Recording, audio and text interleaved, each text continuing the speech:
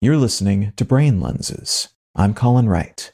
It's been theorized that humans became Earth's dominant species, not because we're skilled tool builders, fire wielders, or even deep thinkers, but because we work together really, really well. Our capacity to imagine what others are thinking, and thus see things from perspectives different from our own, allows us to make all sorts of decisions and plans that wouldn't be possible lacking this collaborative capacity. It's also been posited that this theory of mind is fundamental to consciousness, whatever that actually is, because an understanding of mental states beyond our own requires that we are also capable of doing all sorts of complex forecasting and extrapolation based on incomplete data. It requires we imagine and empathize and sympathize and, to some degree at least, feel what others are feeling. There's an argument to be made, then, that our longing for human connection, our desire for human contact, however and to whatever degree we experience such a desire, is the result of biological pressures emphasizing the survival benefits of being able to work as a sort of deconstructed hive mind when necessary.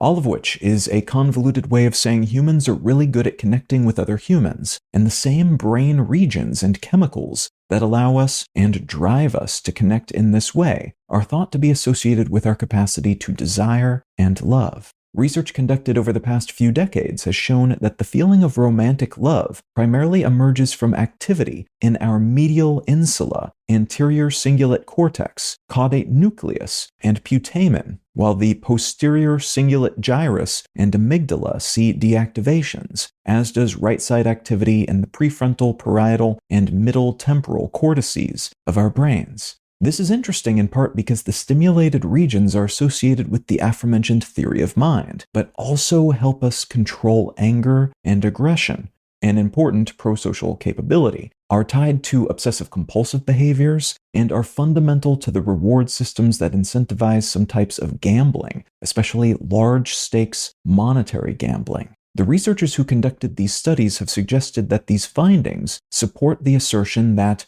what we experience as romantic love evolved to push us toward taking big risks in the pursuit of uncertain but possibly quite large gains when it comes to mating, but to also seek out a range of mating partners before committing to one, at least long enough to procreate and get the resulting little ones out the door. In this context, heartbreak can be seen as a sudden loss of a reliable source of dopamine, paired with a heightened, though temporary, attraction to that which has been lost. That heightened sense of longing, possibly related to the longing we may feel if a romantic partner is away on a trip, or otherwise inaccessible to us for a time. The absence makes the heart grow fonder effect. This causes a flood of norepinephrine, which can raise blood pressure and trigger our fight, flight, or freeze response. And it can also trigger a slump in mood, mess with our sleep cycle, and even cause a sense of physical pain, despite a lack of physical injury. In some extreme and very rare cases, even leading to heart failure. All of which is similar in some ways to the withdrawal symptoms we might experience when trying to break an addiction. Our bodies and brains push us toward prosocial behaviors then, and encourage us to build tight relationships, including romantic relationships, to increase the chances of the survival and propagation of our species. The same internal forces that help reinforce and motivate this collective biological advantage, though, can also make us feel absolutely horrible when we experience a breakup with a friend or romantic partner, or when we're socially excluded or outcast in some way, even to the point that we feel incredibly depressed or experience physical pain as a consequence.